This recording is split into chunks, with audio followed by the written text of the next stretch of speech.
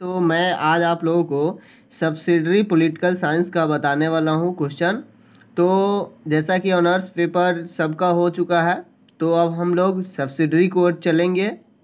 जो क्वेश्चन बहुत इंपॉर्टेंट है उसी को मैं बताता हूँ, और एग्ज़ाम में वो आ ही जाते हैं लगभग क्वेश्चन है। तो आप लोग इसको ध्यान से देखेंगे और उसको इस तरह से समझेंगे कि आप उसके एग्ज़ाम में कम से कम बहुत अच्छा से लिख के आए। अच्छा से अगर चाहे तो बहुत अच्छा से लिख सकते हैं। तो देखिए, सब्सिडरी है तो आपको पॉइंट पर ज़्यादा फोकस करना है। ज़्यादा अगर नहीं भी लिखते हैं तो ये सब्सिडरी का मार्क्स जो होता है फाइनल में ऐड नहीं होता है। फिर भी जो पर्सनली होता है जैसे फर्स्ट का, तो उसमें वो शो करता है, इसलिए आपको इसको भी अच्छा से लिखना है। तो चलिए, क्वेश्चन क्या है आज का, वह है मौलिक अधिकारों से आप क्या समझते हैं। ये देखिए, मौलिक अधिकार जो होता है, जैसे कि कोई देश में है तो जैसे कि भारत के नागरिक में कौन कौन से मौलिक अधिकार है, यानी कि आपको थोड़ी ना है कि स्वतंत्रता दे दी गई है तो आप कुछ भी कर सकते हैं। इसके कुछ मौलिक अधिकार है, वहीं तक आप कुछ कर सकते हैं, उससे ज़्यादा नहीं कर सकते हैं। तो क्या क्या है जो आप कर सकते हैं, जो संविधान आपको दे रहा है। भारतीय संविधान द्वारा दिए गए नागरिक अधिकारों का वर्णन कीजिए और उनके महत्व को बताइए। जो संविधान में दिया है आपको अधिकार, वो क्या है, उसके बारे में हम लोग चर्चा करेंगे। तो मौलिक अधिकार, क्वेश्चन को पहले समझ गए आप लोग कि मौलिक अधिकार जो सरकार ये संविधान द्वारा दिए गए हैं, या जो भारत में हम लोगों को स्वतंत्रता के फलस्वरूप मिले अधिकार जो है वो क्या है और कैसे लागू होगा और कहाँ तक हम उसका यूज कर सकते हैं। तो मौलिक अधिकार वे अधिकार है जो मनुष्य के सामाजिक जीवन में अंतर्निहित है और जिन्हें राज्य के जीवन का आधार स्तंभ स्वीकार करते हैं। इनके अभाव में राष्ट्र और व्यक्ति का सामाजिक, आर्थिक, राजनीतिक और नैतिक प्रगति ठप पड़ जाती है। अगर ये अधिकार ना हो तो क्या होगा, सब चीज़ बंद हो जाएगा। इस संबंध में एक विद्वान की यह युक्ति उचित है। अतः जिस देश में प्रजातांत्रिक सरकार होती है उस देश के संविधान में, चाहे वहाँ की सरकार संसदीय हो या अध्यक्षात्मक, मौलिक अधिकारों का वर्णन कर दिया जाता है जिसको व्यवस्थापिका और कार्यपालिका उल्लंघन नहीं कर सकती है। प्रजातांत्रिक शासन व्यवस्था में नागरिक की स्वतंत्रता का अत्यधिक महत्व रखता है। जो प्रजातांत्रिक, जो ऐसे कि अभी लोकतंत्र हम लोगों का है, प्रजातंत्र है, उसमें नागरिक की स्वतंत्रता का अधिक महत्व दिया जाता है, ठीक है ना, क्योंकि इसके द्वारा सरकार नागरिकों के व्यक्तित्व का विकास होता है। अतः नागरिकों को स्वतंत्र रहने के लिए शासन का इतना बड़ा ढांचा तैयार किया जाता है।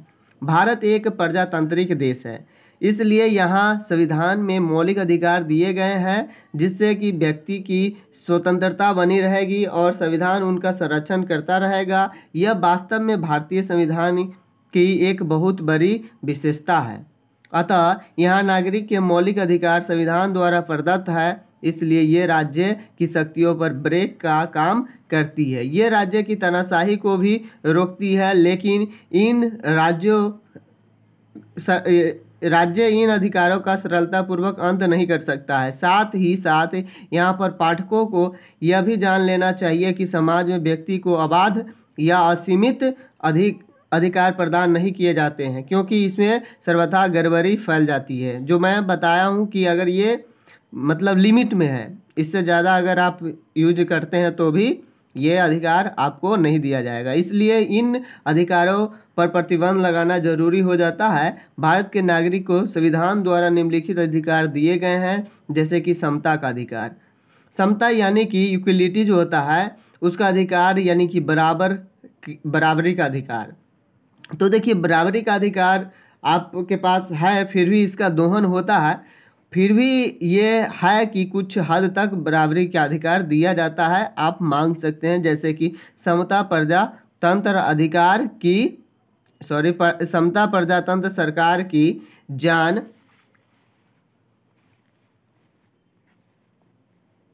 होती है। संविधान के 14, 15, 16, 17 और 18वें अनुच्छेद में समता संबंधी अधिकारों का विशद वर्णन किया गया है। भारत के सभी नागरिक कानून की निगाह में एक समान है और सबों को समान रूप से कानून का संरक्षण प्राप्त है। राज्य की ओर से रक्त, धर्म, जाति, वंश, ऊंच नीच, अमीर गरीब आदि किसी वर्ग के किसी भी नागरिक के साथ किसी भी तरह का भेदभाव नहीं किया जाएगा। अतः नागरिक को निम्नलिखित समता पाने का अधिकार है। इस तरह का अधिकार रूस की जनता को भी प्रदान किया गया है। देखिए, ये जो समता का अधिकार है, आप आमतौर पर देखेंगे ऐसा होता नहीं है, परंतु ऐसा न होने का भी रीज़न है, क्योंकि जो जिस हिसाब से रहता है उसी हिसाब से अकॉर्डिंग काम करता है। तो ये अधिकार का भी आप लोग उल्लंघन भी नहीं कीजिएगा। अगला क्या है कि कानून के समक्ष समता। भारत के सभी नागरिक कानून की दृष्टि में एक समान है। सॉरी, लाइट कट गया था। तो चलिए हम लोग देखते हैं फिर से कि भारत के सभी नागरिक कानून की दृष्टि में एक समान है। वे अपने जीवन की सुरक्षा और उन्नति के अवसर न्यायालय के द्वारा समान रूप से में प्राप्त कर सकते हैं। अतः कानून सबों को समान अवसर प्रदान करता है। फिर आपका जो एक्ट है 14 में वर्णित जो इक्वलिटी बिफोर द लॉ है, ब्रिटिश कॉमन लॉ की ब्रिटिश संविधान से लिया गया है तथा अमेरिका संविधान की देन है। ये जो अभी हम लोग देखे हैं ए नंबर। इस संदर्भ में अमेरिकी सर्वोच्च न्यायालय की भांति भारतीय सर्वोच्च न्यायालय ने भी यह स्पष्ट कर दिया है कि कर निर्धारण या अन्य किसी सामान्य उद्देश्य से सरकार नागरिकों को विभिन्न वर्गों में रख सकती है तथा उनके बीच भेदभाव कर सकती है। यानी सरकार कर सकती है, अगर कोई व्यक्ति धनी है तो उसके साथ कर का जो विभाजन वो अलग अलग कर सकती है। अगर ऐसा नहीं करते हैं तो भी दिक्कत हो जाएगा। उस कर के विभाजन के फलस्वरूप ये सामाजिक में भी अंतर मतलब मतभेद रख लेते हैं बड़े लोग जो होते हैं। तो चलिए देखते हैं अगला। संविधान में यह स्पष्ट रूप से लिखा हुआ है कि अर्थात केवल धर्म, मूल, वंश, लिंग और जन्म स्थान के आधार पर किसी नागरिक को सार्वजनिक स्थानों पर आने जाने पर कोई नियंत्रण नहीं होगा। इसका अर्थ यह है कि किसी भी नागरिक को दुकानों, सार्वजनिक भोजनालय, होटलों, सिनेमाघरों या सरकार द्वारा निर्मित कुओं, जलाशय, सड़कों और सार्वजनिक स्थानों के प्रयोग करने से नहीं रोका जाएगा। संविधान की धारा 15 के अपवाद में औरत, बच्चों एवं अनुसूचित जातियों एवं जनजाति हेतु जिनका शैक्षणिक एवं सांस्कृतिक दृष्टिकोण से शोषण हुआ है, संविधान के विशेष व्यवस्था कर सकती है। तो जो जनजाति है या पिछड़ा वर्ग है वो संविधान के द्वारा कुछ और नियम लागू कर सकते हैं, उसके लिए कुछ छूट दिया जा सकता है।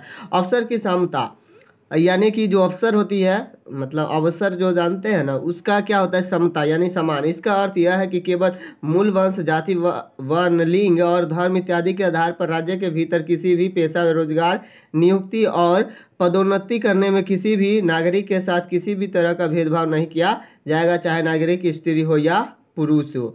अस्पृश्यता का अंत, यहाँ संविधान द्वारा अस्पृश्यता का अंत कर दिया गया है।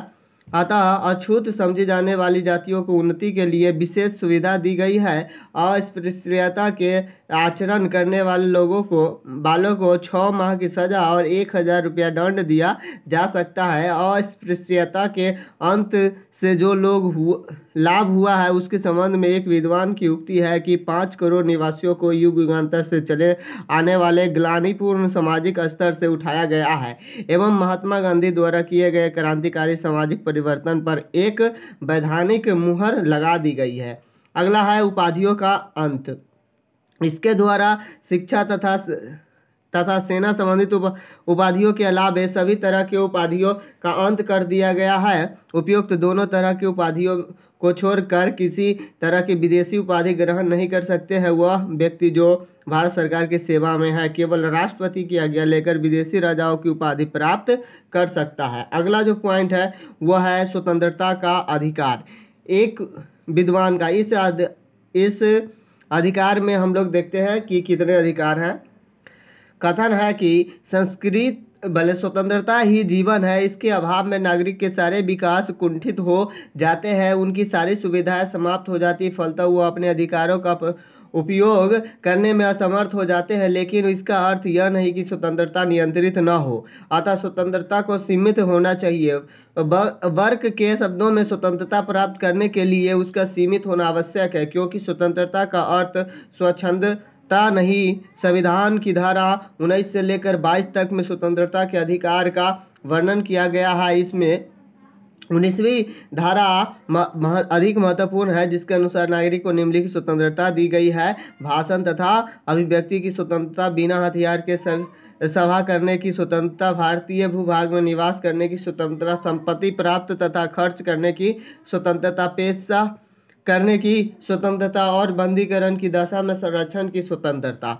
अब हम लोग देखते हैं तीसरा पॉइंट की शोषण के विरुद्ध अधिकार क्या क्या है। संविधान के 23वें और 24वें अनुच्छेद में नागरिकों के शोषण के विरुद्ध अधिकारों का विशद वर्णन किया गया है, जिसके द्वारा यह घोषित किया जाता है कि कोई भी व्यक्ति किसी का शोषण करने का अधिकारी नहीं है। अतः मनुष्य का क्रय विक्रय, बिगाड़ और बलात् श्रम आदि को अपराध घोषित किया गया है। राष्ट्रीय हित के लिए ये सारे काम कराए जा सकते हैं, फिर भी राज्य अनिवार्य काम लेने में धर्म, जाति, वंश और वर्ग के आधार पर नागरिक के बीच किसी प्रकार का भेदभाव नहीं करेगा। यह भी स्पष्ट रूप से बताया गया है कि 14 वर्ष से कम उम्र वाले बच्चे को या बालक बालिकाओं को खानों, कारखानों और दूसरे खतरनाक कामों, साथ ही साथ स्त्रियों को भी कल कारखानों और खतरनाक कामों में नहीं लगाया जाएगा, क्योंकि इन कामों से स्त्रियों का स्वास्थ्य गिर जाता और अस्वस्थ माँ की संतान भी अस्वस्थ होने लगती है। धार्मिक स्वतंत्रता का अधिकार। संविधान के 25, 26 और 28वें अनुच्छेद में धार्मिक स्वतंत्रता का वर्णन किया गया है। इसलिए तो भारत को एक धर्मनिरपेक्ष राज्य बनाया गया है। राज्य में किसी भी धर्म की प्रधानता नहीं दी गई है। यानी कहने का मतलब एक शब्द में धार्मिक स्वतंत्रता का अधिकार क्या है, तो इसमें कोई धर्म, अपना राष्ट्र के प्रति कोई धर्म नहीं है विशेष, कोई भी धर्म को मतलब ले सकता है। तो आप लोग इसको देख लेंगे। हम लोग पॉइंट की बात कर लेते हैं क्योंकि वीडियो लेंदी हो जाएगी।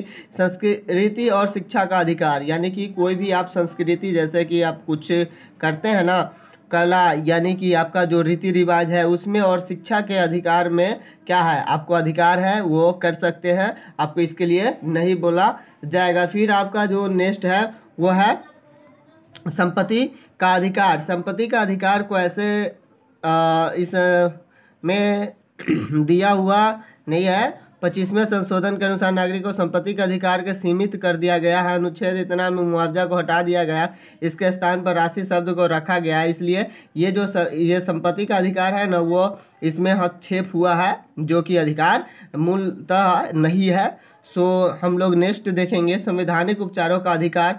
संवैधानिक उपचार में क्या है, धारा 32, 33, 34 और 35 मौलिक अधिकारों की रक्षा की व्यवस्था का उल्लेख किया गया है, क्योंकि संविधान में मौलिक अधिकार के उल्लेख मात्र से ही नागरिक उनका उपयोग नहीं कर सकते हैं, उनकी रक्षा की व्यवस्था होनी चाहिए। संवैधानिक उपचारों का अधिकार मतलब क्या, उधर से सरकार की ओर से क्या सुरक्षा दिया जा रहा है, इस पर हम लोगों की बात होनी चाहिए। तो इस तरह से आप देखे हैं कि कुछ अधिकार संविधान द्वारा दिया गया है, जिसको आप लोग फॉलो करते हैं, और इसके विरुद्ध अगर जाते हैं तो आप कानून के अंडर में चले जाते हैं। तो इस तरह से आप अपने अकॉर्डिंग लिख सकते हैं बहुत अच्छा से। आपको भी पता होगा कि मौलिक अधिकार जो है वो क्या क्या होते हैं, क्या स्वतंत्रता दी गई है। तो इस तरह से आप लिख सकते हैं। तो फिर हम लोग मिलेंगे अगले वीडियो में। तो आप लोग का सब्सिडरी जो भी है सब्जेक्ट वो अच्छा जाए, आशा करता हूँ। Thank you for watching.